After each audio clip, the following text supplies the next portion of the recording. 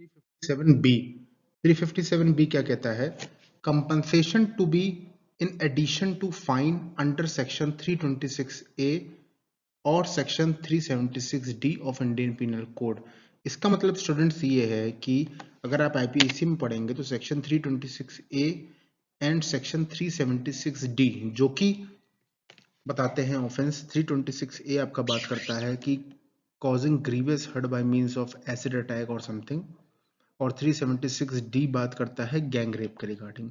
तो पर्टिकुलरली इन दो ऑफेंसेस में पेनल्टी के साथ साथ फाइन के साथ साथ कंपनसेशन भी आपका लेवल किया जाता है एक्यूज्ड पर्सन पे। ओके, ये सेक्शन 357 बी बताता है।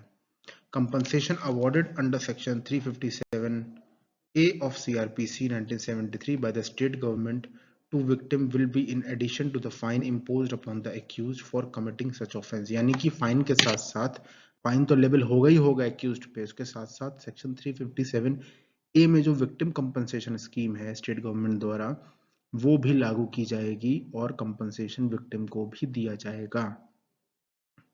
Okay, now section 357C 357C बात करता है treatment of victims. Treatment of victims यानी कि ऑल हॉस्पिटल्स, चाहे प्राइवेट हॉस्पिटल्स हों, पब्लिक हॉस्पिटल्स हों, run by the central government और स्टेट गवर्नमेंट और by local bodies, medical treatment उन्हें प्रोवाइड किया जाएगा, फ्री ऑफ कॉस्ट प्रोवाइड किया जाएगा, फर्स्ट एड उन्हें फ्री ऑफ कॉस्ट प्रोवाइड की जाएगी। ठीक है, facility to be provided to the victim of offences under section 326A या फिर 376 A B C D E, यानी कि वही जो ऑफेंसेस मैंने आपको बताया, causing grievous hurt by means of acid attack या फिर रेप के प्रोविजंस जो आईपीसी में मेंशन्ड है, इन्हीं दो पर्टिकुलर प्रोविजंस के रिगार्डिंग मेडिकल फैसिलिटीज और ट्रीटमेंट ऑफ विक्टिम्स किया जाएगा, फ्री ऑफ कॉस्ट किया जाएगा।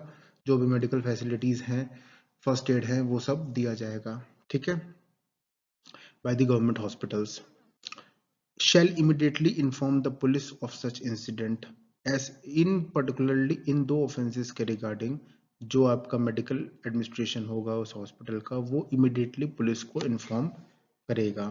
Okay, now coming on to section 358 358 बात करता है compensation to persons groundlessly arrested. इसका मतलब मैं आपको हिंदी में समझा दे रहा हूँ सिंपल लैंग्वेज में कि वो पर्संस जिनको बेसलेस तरीके से अरेस्ट किया गया है, बेबुनियाद तरीके से ग्राउंडलेसली अरेस्ट किया गया है, जिनका कोई रोल नहीं है या सफिशिएंट ग्राउंड ही नहीं है कि उनका अरेस्ट किया जाना चाहिए था, कुछ भी ऐसे जो पर्संस हैं जिनको अरेस्ट कर लिया था उनको कंपनसेशन प्रोवाइड कराना। ओके, क्योंकि देखा जाए तो पुलिस की हरकतों के, पुलिस के एक्शंस के वो लोग विक्टिम बन गए हैं। तो यहाँ पे प्रोसीजर क्या है? whenever a person is arrested by a police officer, if magistrate is of the view that there exists no sufficient grounds for arrest, okay, magistrate को अगर ये लगता है, he is of the view that there are no sufficient grounds for arrest, magistrate will then order compensation to the person arrested। अब compensation का amount क्या होगा? The amount of compensation not exceeding 1000 rupees, 1000 रुपए से ज्यादा का compensation award नहीं किया जाएगा। Okay, to be paid by person causing the arrest. Okay, compensation to be paid for loss of time and expenses in the matter. Compensation इसीलिए pay किया जाएगा कि उसका वक्त बर्बाद हुआ, जो एक्सपेंसेस इनकर हुए कि किसी भी तरीके से, कोई भी लीगल सर्विस लेने के तरीके से, वकील हायर करने के तरीके से, जो भी चीज़ है, तो ऐसे केस में जो भी एक्सपेंसेस हुए तो कंपनसेशन से वो मीट आउट करने की कोशिश की जाती है। More than one persons are arrested groundlessly, ऐसे केसेस में magistrate may award each one of them compensation not exceeding 1000 rupees. Magistrate ऐसे केसेस में सबको 1000 रुपए कंपनसेशन प्रोवाइड कराने का पावर रखते हैं। All compensation recorded will be dealt as fine, failing to which simple imprisonment for a term not exceeding 30 days will be awarded by the court against a person liable to pay। यानी कि जिस person को direct किया गया है court ने compensation पे करने का, तो ये कंपनसेशन को एज अ फाइन के तौर पे वो पर्सन ले फेलिंग टू विच अगर वो नहीं कंपनसेशन दे रहा है या नहीं दे पाया तो सिंपल इम्प्रिजमेंट ऑफ 30 डेज का फेस करने के लिए वो पर्टिकुलर पर्सन लायबल होगा। Okay, now coming on to section 359। 359 बात करता है order to pay cost in non cognizable cases. हम लोगों ने प्रीवियसली पढ़ा है अपने स्लाइड्स में नॉन कॉग्निजेबल केसेस क्या होते हैं। असंज्ञेय अपराध जिसमें पुलिस मजिस्ट्रेट की परमिशन के साथ इन्वेस्टिगेशन शुरू करती है अंडर सेक्शन 155 और पुलिस अरेस्ट करेगी तो वो अरेस्ट वारंट के साथ अरेस्ट करेगी जो कि मजिस्ट्रेट इशू करेंगे अंडर सेक्शन 71। वो नॉन कॉग्निजेबल केसेस होते हैं। नॉन कॉग्निजेबल रिपोर्ट दर्ज होती है जिसको हम एनसीआर कहते हैं। तो ऐसे केसेस में क्या होता है, complaint made of a non cognizable offence, एक कंप्लेंट आई है जो कि discloses commission of non cognizable offence हुआ है।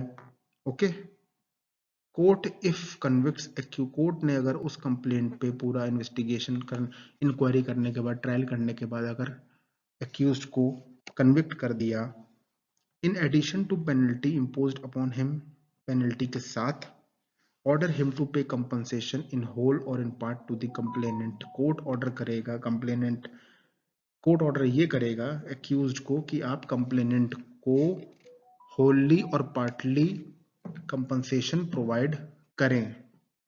Okay, for expenses occurred in prosecution and court proceedings, जो भी प्रोसिक्यूशन और कोर्ट प्रोसीडिंग्स में जो भी पैसा खर्च हुआ है कंप्लेनेंट का, इस कंपनसेशन से वो सब मीट आउट होगा। विटनेसेस बुलाए गए हैं उनका एक्सपेंसेस, प्लीडर की फीस, विटनेस की फीस, एक्साइजिंग पावर ऑफ, ठीक है, ये सारी चीजें आपका कंपनसेशन से मीट आउट करने की पर्पस फुलफिल होता है यहाँ पे। अब exercising power of revision, high court, session court और अपीलेट कोर्ट में पास सच ऑर्डर ऑल टू, यानी कि हाई कोर्ट, सेशंस कोर्ट और जो भी अपीलेट कोर्ट है वो जब अपनी रिवीजन पावर को एक्सरसाइज कर रहे होंगे तो वो भी ऐसा ऑर्डर निकाल सकते हैं। ओके, सेक्शन 362 बात करता है आपका court not to alter judgment, यानी कि एक बार जजमेंट जब रिलीज हो जाता है, प्रिंट हो जाता है और फाइनल स्टेज पे आ जाता है, साइन हो जाता है बेसिकली, उसके बाद कोर्ट अपने जजमेंट को ऑल्टर नहीं कर सकते हैं। कोई भी ऑल्टरेशन, कोई भी रिव्यू उसमें नहीं चलेगा अनटिल अनलेस कोई क्लरिकल या अरिथमेटिकल एरर ना हो गया हो उसमें। ओके, तो आइए हम लोग थोड़ा सा पढ़ लेते हैं।